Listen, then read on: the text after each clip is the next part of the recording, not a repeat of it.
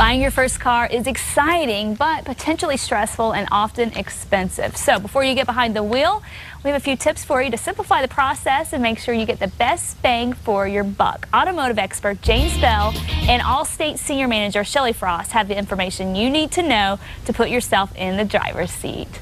Good morning. First question, new or used? What do you say?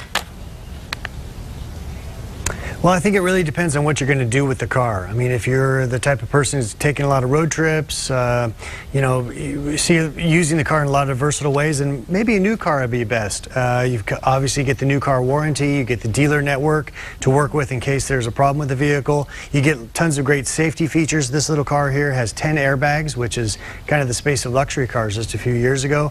And you get that new car smell, which is obviously very exciting to a lot of people as well. I love that. The flip side on the used cars, well, that you're going to be getting, yeah, we all do. With a used car, you're going to be able to get probably a lower entry price, a price you can negotiate deeper on, and a bigger selection of vehicles. And in regards to your insurance, it can have a big impact as well. Yeah, I was going to ask you about that. As far as insurance goes, what's the differences between the new and the used? So for a new vehicle, you're more likely to have more of the safety features on there, like the airbags that will provide a discount on the insurance policy. In general, an older car, if that's something that you're looking to buy for your first vehicle, will probably cost less to insure just because the value of the vehicle itself is less. So if something were to happen and the insurance company has to replace it, it's less value for us to replace versus a newer car. So that is one consideration. Another thing is that with a new car, you're probably more likely to want to have full coverage. So there's the state liability, but you might also want to have new car replacement and all of the bells and whistles on the insurance policy so that you can get a brand new car if you are in a collision. With an older car, the value of the vehicle might not be as high, and you might decide, you know, I want to keep the collision and the liability, but I don't necessarily need the additional comprehensive coverage for theft. And so you can manage the overall price of your insurance policy by the types of coverages you have, by the deductible that you're comfortable spending, and also by a variety of discounts that are out there, which is really important for new car buyers to consider if it's their first time getting an insurance policy. Insurance agents are a wealth of information. Okay, definitely something to check out. Now, James, what do you think, what features in technology do you think are most important in a first car? Well, for a young driver who's obviously very well versed in using a smartphone and probably has it attached to themselves 24 hours a day, I think the vehicle can really be a complement to that. Because for many people right now, it's a bit of a threat. You're not paying as much attention to the road as maybe you should.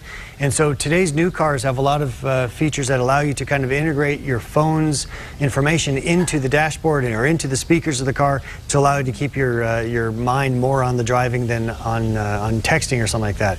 And we're talking about safety features. A lot of younger drivers are going to be paying attention to things other than the road. Maybe it's just their friends in the car, messing with the stereo, whatever. This has a lot of cars like this have lane departure warning systems, which basically monitor the road. And if you start to drift out of lane, it'll give you either an audible cue to tell you to pull back into the road, or in some cases, it'll actually nudge you back into space. So these are serious safety features that can keep you out of a lot of trouble as a new car owner. You know, I know what would save me a lot of money is one of those sensors that shows what you're backing into. I think I've done that twice this year into a non-moving object. So does stuff like that help out with insurance?